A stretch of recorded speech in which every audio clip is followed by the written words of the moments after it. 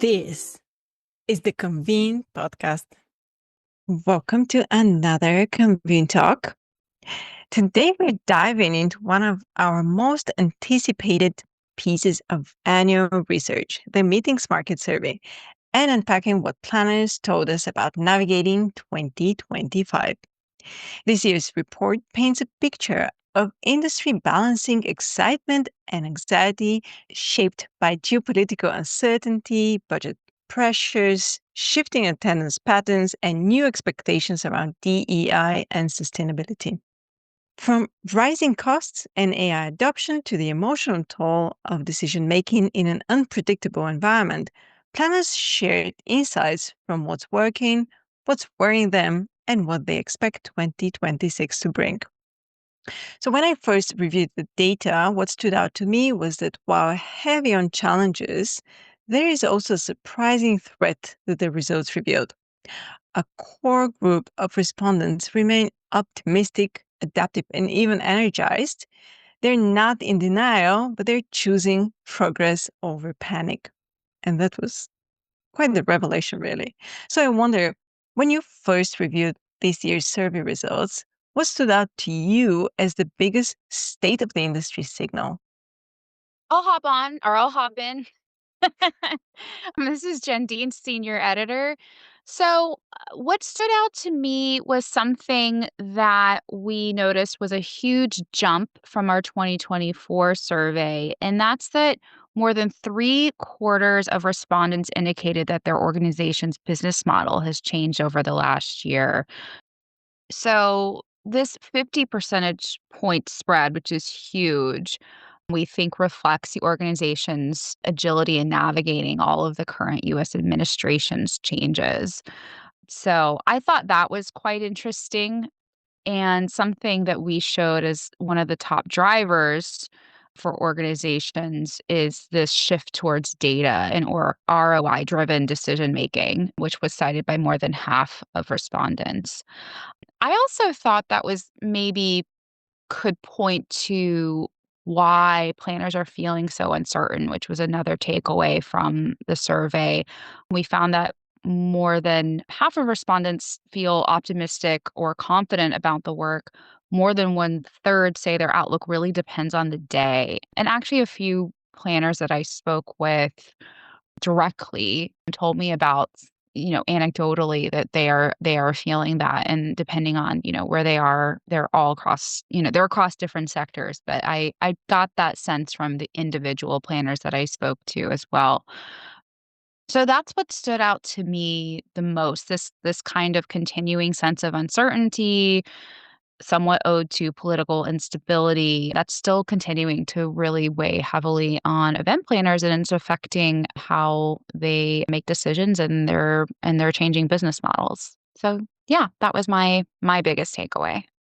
I was really interested to see that the biggest group of respondents have more than 20 years in the industry.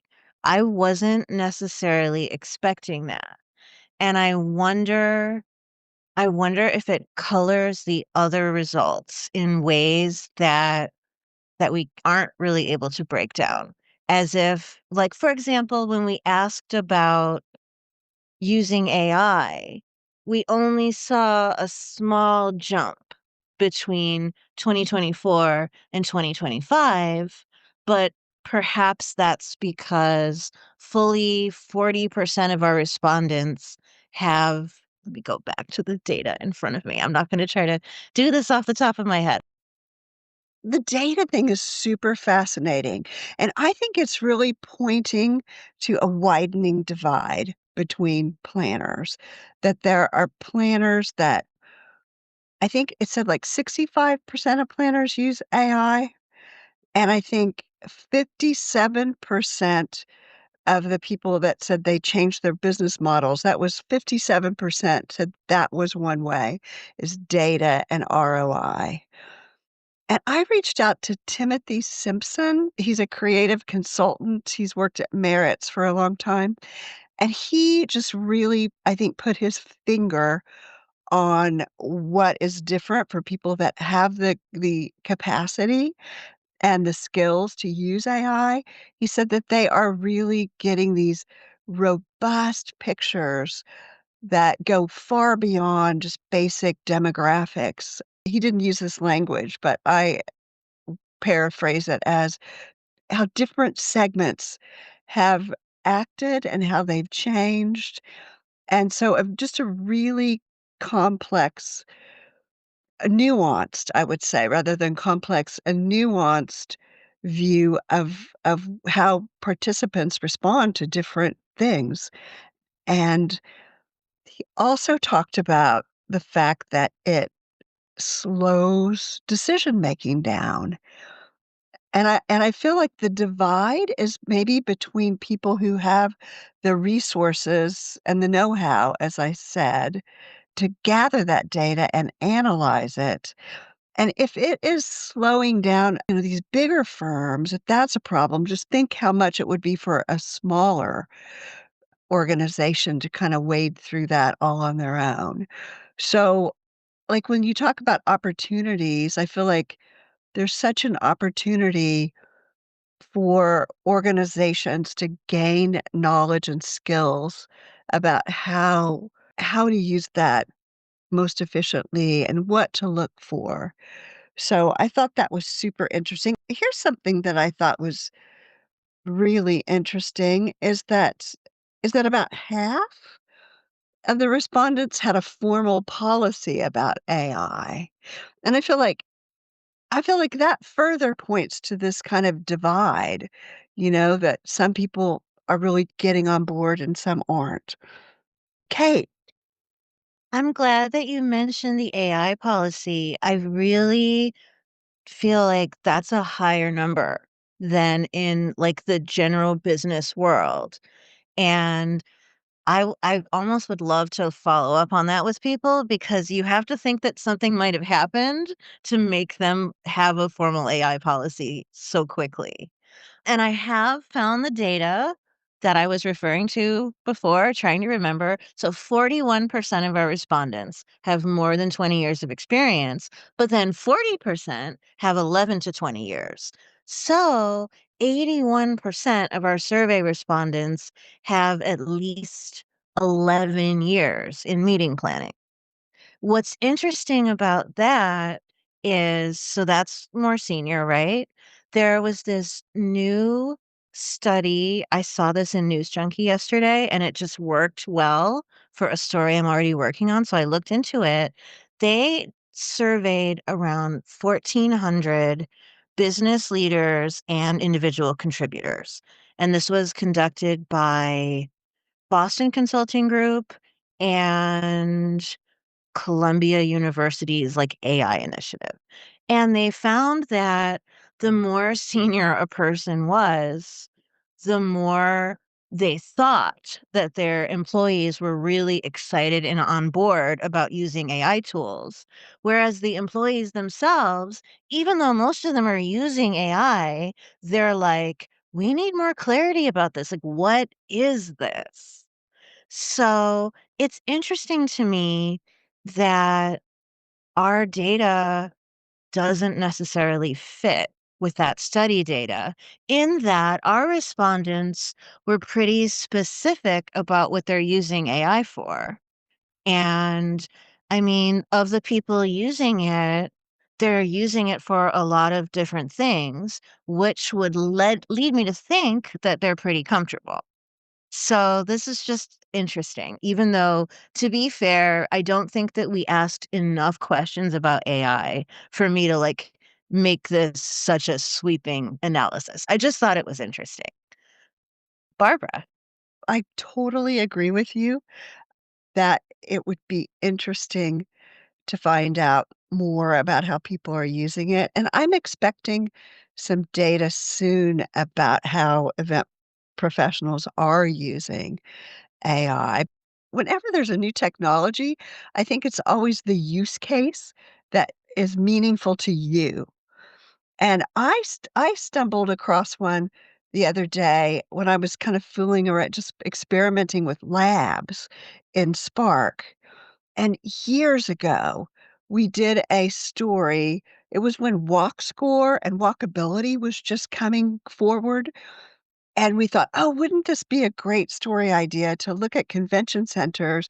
Which ones have the best walk scores? Which are the most walkable? And we based it in the United States. And we just really like looked at addresses and plugged addresses in to the walk score, and we just did it all manually. And so in this lab, I just asked it to show me a list of convention centers in North America with a walk score above 93. And it was like, there was the list.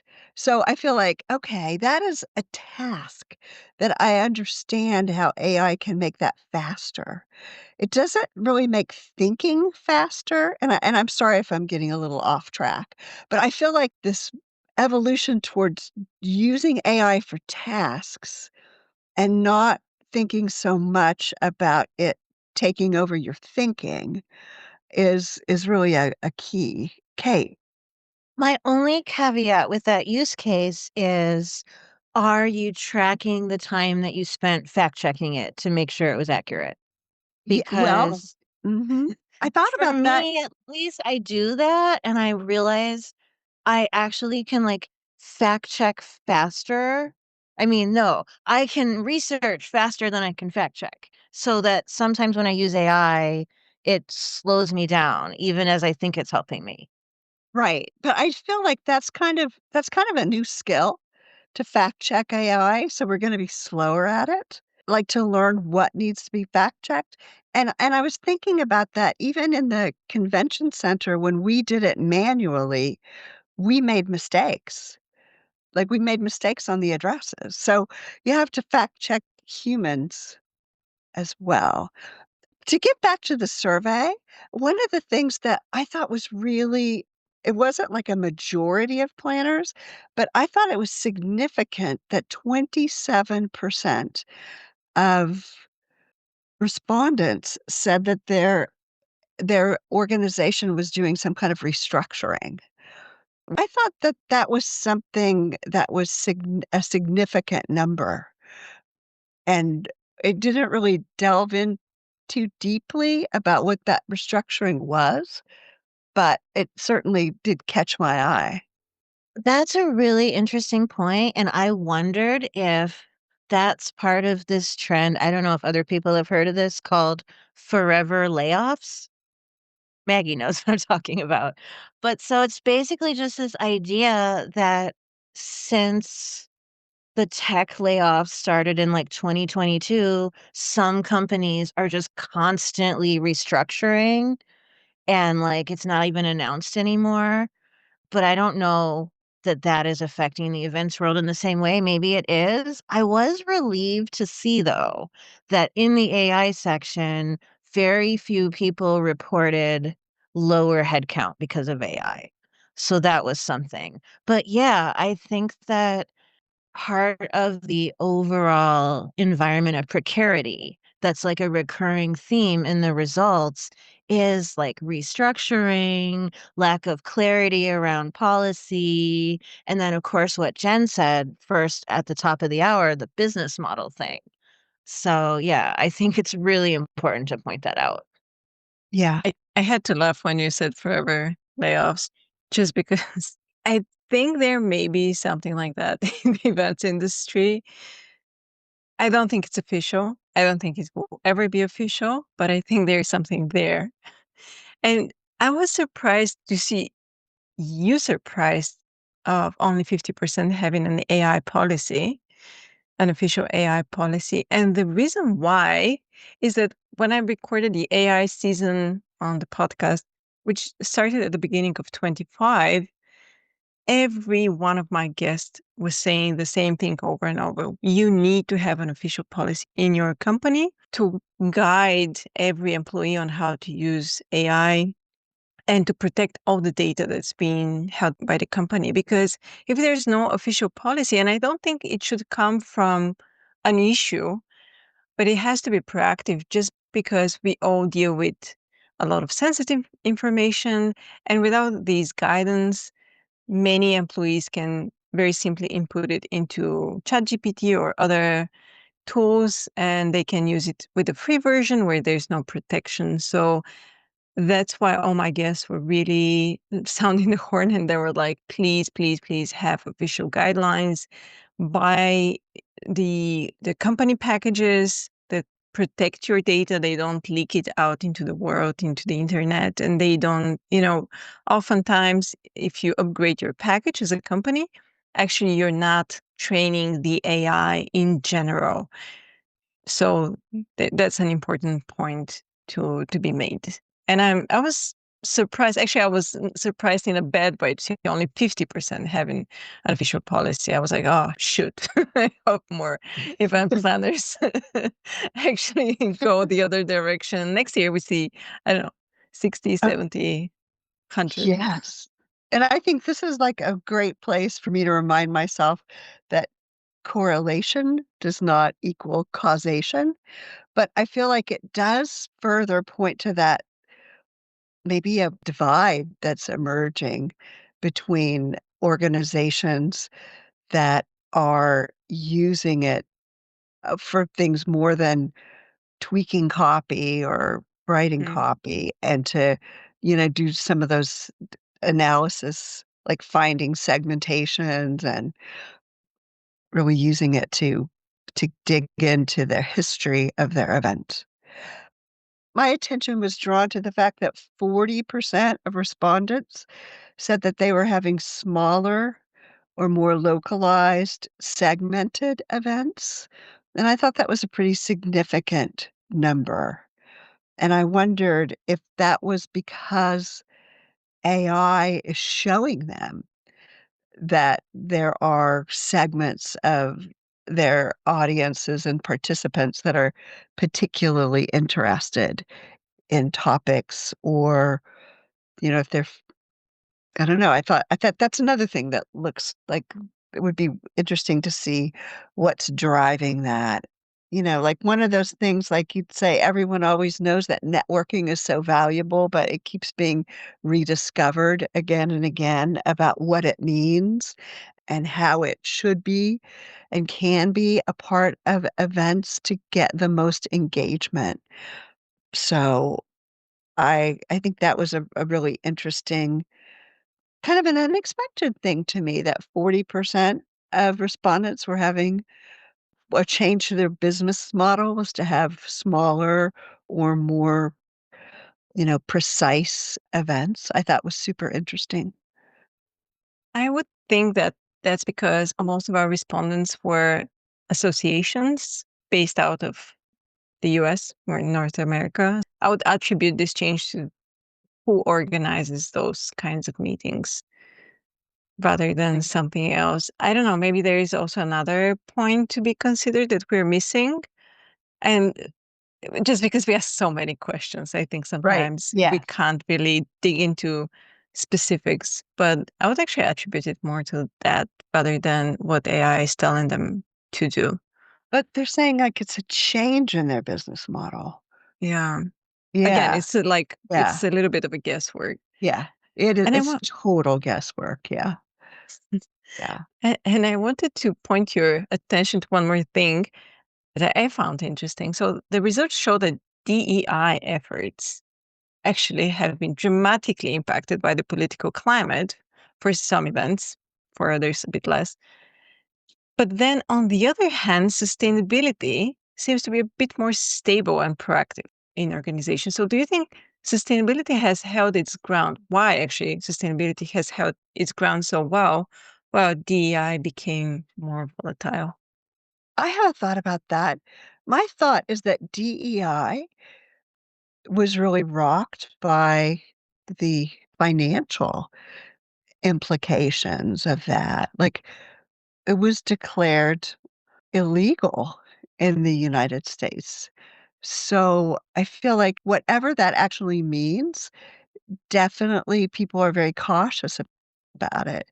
So, I actually felt like given the extremity of the political feeling around DEI in the United States at the moment, that the US was holding pretty strong on DEI, that they changed, but it wasn't like a total retreat.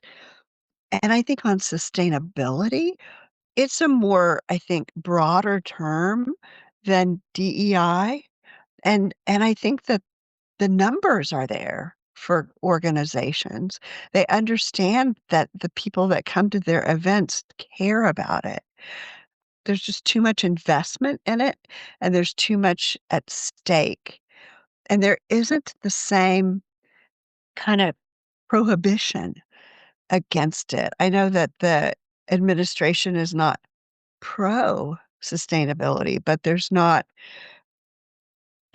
punitive actions that can be taken on its behalf. Yeah, that's true. It's a difficult topic. And even though we had some open-ended responses, and someone said that they're not doing anything related to sustainability anymore, and one of their reasons was just because their attendees don't care. And I wonder, I was really surprised to see that. You may be not proactively asking for it, but I feel that we as humans now care much more about it than ever before. So it's really surprised to read that. Yeah, and one thing that I'm really interested in terms of, like, sustainability, like, I know you can dilute terms if they're too broad, but I also feel like sustainability is also a place where the benefits of inclusion come under the heading of sustainability as well.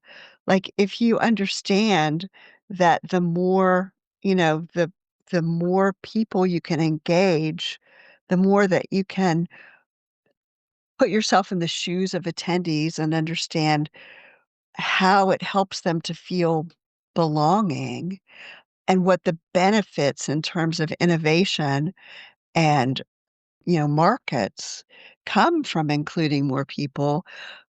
I mean, I wonder if that could be kind of like an evolution of the term DEI, because a lot of people that we talk to who are very committed to the values of inclusion and belonging say, DEI, like, that's a term, that's not what we're talking about, even though that's how we describe it. Yeah, and I felt like that was maybe just an outlier for somebody that said, "We don't care." The comment that I thought was really interesting that said, "It's not our job," which I thought that was a very interesting comment because I feel like there's definitely truth to that. Like, it's not the job of an event planner coming in to try and invent a sustainable event on their own from scratch. So I think the responsibility that venues are taking to be more sustainable and make sure event planners know about that, I think is a really great trend. Yeah, I hope that it will become everyone's job, no matter in which seat you're sitting. If we want real progress and we're at the brink, we need real progress yesterday. Yes. So I do hope of that mind shift in 26. One last question and final thought from all of you. What should planners take away from these shifts? All these shifts that you mentioned. I hope that they take away that they're not alone, that a lot of people share this both optimism and uncertainty, and that's it, just that there are other people that are facing the same situation and they're finding ways out of it, and I think that this community, as we've seen just how many the people that we reached out to, how generous they were in talking about what they're doing, I feel like this is a community that really shares information. So I would say you're not alone, and there's people are facing these situations, and they've found things that are working for them, and they're eager to share them. That's what I was thinking too, Barbara. Yeah, it seems like a lot of people, even regardless of industry, are in the same boat and dealing with uncertainty and rapidly changing business models and, what we see coming down the political pipe. And yeah, yep. Stay flexible. You're not alone. Kate? The only thing I would add to that is I'm seeing that, but I'm also seeing in the anecdotal quotes that we published, people are confident in their ability to keep pace with the change. I do think that event planner as a career choice, that's like something that you intrinsically have. You're good at rolling with the punches, so you become a meeting planner. So I do think maybe the event space, in addition to being like the physical place where the conversation happens, event planners themselves can be thought leaders in how we adapt to a crazy pace of change. That's a great and right. And it brings us full circle back to what I was saying about this group of very optimistic people that are not delusional. They're just choosing how to look at the world and choosing to see an opportunity ahead and not something insurmountable. Thank you all for this conversation.